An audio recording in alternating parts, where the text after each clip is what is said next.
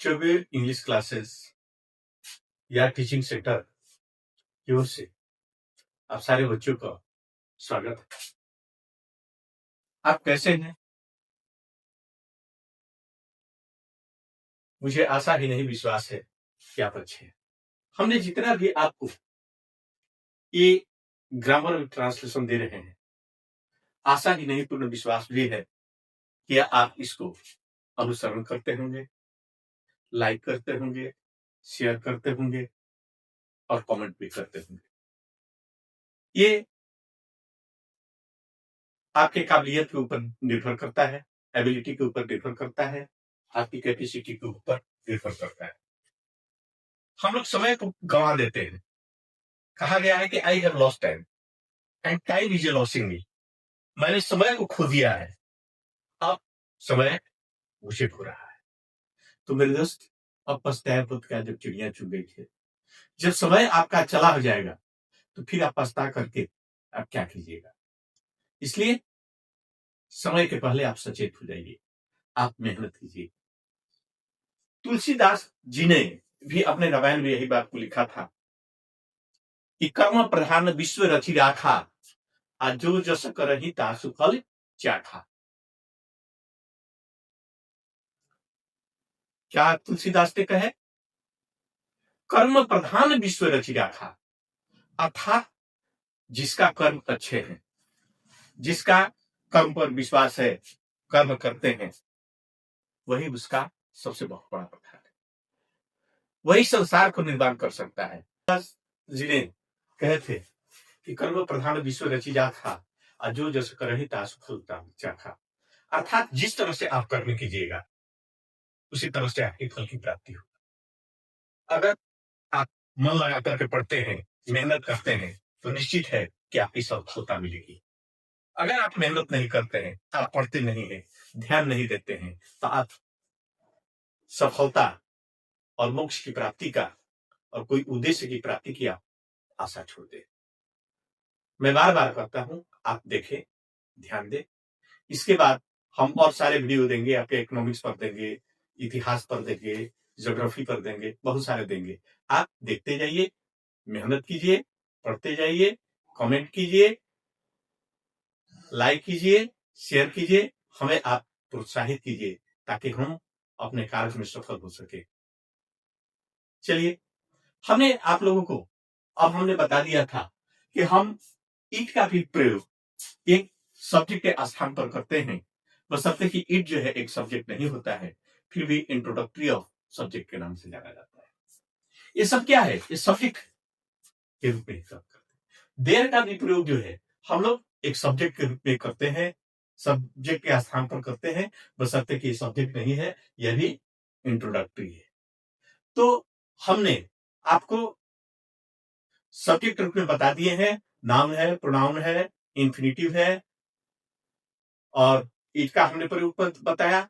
आज हम देयर के बारे में, अर्थात देयर का पुनः फिर आपको हम बताएंगे, विशेष करके देयर पर बताएंगे, इट पर भी बताएंगे। तो एक छोटी सी एस उस पर भी हम ट्रांसलेशन बता देते। There is used place on the subject, but it is not a subject, it is a introductory of subject. अर्थात देयर का प्रयोग जो है ये सब्जेक्ट के स्थान पर करते हैं। ये सब्जेक्ट नहीं है, यह सब्जेक्ट कर्ता का इंट्रोडक्टरी कराता है, परिचय कराता है, आइडेंटिफाई कराता है। इसलिए हम लोग देयर का प्रयोग करते हैं। जैसे कुछ हम एग्जाम्पल के रूप में ले सकते हैं, उदाहरण के रूप में, छत पर बिल्लियां है। अब इसमें ये पता नहीं चलता है इसमें सब्जेक्ट कहां है। पेड़ पर बंदर है, इसका कोई सब्जेक्ट का हम लोगों को पता नहीं चलता है। नदियों में पानी है, इसका सब्जेक्ट का हमको कोई पता नहीं चलता है। जेबों में पैसा है या रुपया है, इसका हम लोगों को पता नहीं चलता है। इस बक्से में कमीजें हैं,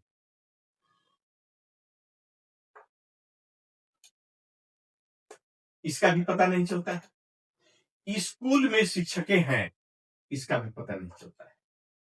ऐसे सारे इन तरह के वाक्य जो है जिसका हम लोगों को, जिस वाक्य में किसी कर्ता का पता नहीं चलता है, वैसे वाक्य का हम निर्माण या अनुवाद हम लोग देयर शब्द से करते हैं।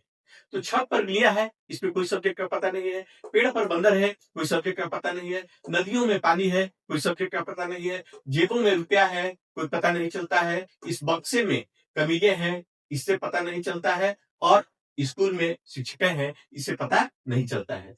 तो हम इसके लिए बनाएंगे there are cats on the roof, क्योंकि वर्ब के बाद आने वाले नाम के अनुसार ही यह हमारा क्रिया का प्रयोग होता है।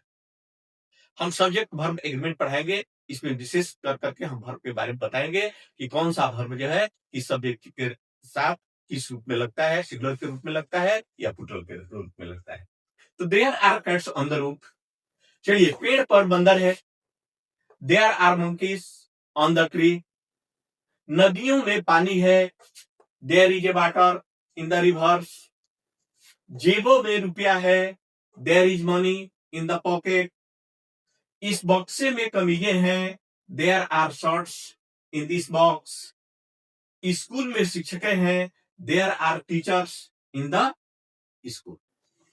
हम आपको पहले स्ट्रक्चर भी बता चुके हैं, देयर प्लस ईजीआर या जो भी आपका नाउन रहेगा या सब्जेक्ट रहेगा उसी के अनुसार ये वर्ब होगा। इस सब्जेक्ट वर्ब में हम आपको बता देंगे, प्लस नाउन या एडजेक्टिव प्लस अदर वर्ब।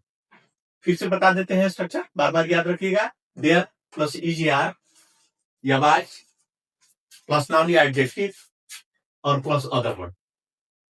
चलिए, इस शहर के निकट एक नदी है, तो there is a river in near by this town. इस शहर के निकट एक नदी है, तो there is a river near by this town. इस गांव के पास एक मंदिर है, तो there is a temple near by this village. इस मुहल्ले की सड़कें चौड़ी है, तो there are wide road of this मुहल्ला। इस राज्य के लोग गरीब हैं, तो there are poor people of this state. इस होटल में बहुत कमरे हैं, तो there are many rooms in this hotel. Sita की आवाज में माधुर्य है, तो there is a sweetness in the voice of Sita. इन फूलों के रंग में चमक है, तो there is a brightness of this flower. Radha के आंखों में मुस्कान है, तो there is a smile in the eyes of Radha. इस स्कूल के सामने एक मैदान है, there is a big a ground in front of this school. तो ये हमारा देयर शब्द से हमने सब्जेक्ट के रूप में इसको प्रयोग किए हैं, सब्जेक्ट के स्थान पर प्रयोग किए गए हैं, जिसको हम इंट्रोडक्टरी ऑफ सब्जेक्ट के नाम से जानते हैं। आज हमारा देयर का क्लास जो है, देयर और इट पर हमने कुछ ट्रांसलेशन का आपको बताया। कल हम आपका क्लॉज या फ्रेज के माध्यम से एक और भी, जिसको हम सब्जेक्ट के रूप में प्रयोग करते हैं, बताएंगे। बार बार ये जो है हमारा एक कड़ी है, एक सिलसिलेवार है, इसलिए बार बार करते हैं कि आप जब कोई भी सीरियल को देखते हैं, कभी बीच में आपका सीरियल छूट जाता है, तो फिर उस कहानी को आपको समझ में नहीं आ पाता है। ऐसी परिस्थिति में आप सीरियल को देखते जाइए, लगातार देखते जाइए, लगातार देखते रहिएगा, तभी उस सीरियल के कहानी के बारे में आप समझ पाइएगा। यही मेरा भी चैनल है, आप सीरियल ढंग से देखते रहिए।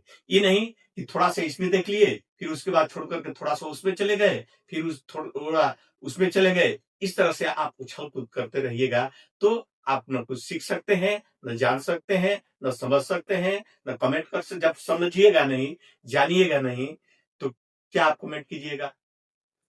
तो कमेंट करने के लिए आप उसको डीपली अध्ययन कीजिए, और डीपली अध्ययन करने के लिए हमारा प्रत्येक जो है चैनल जो है, प्रत्येक क्लास जो है, आप उसको टच कीजिए और पूरा देखिए। जब तक आप पूरा नहीं देखिएगा, आप समझ में नहीं आइएगा।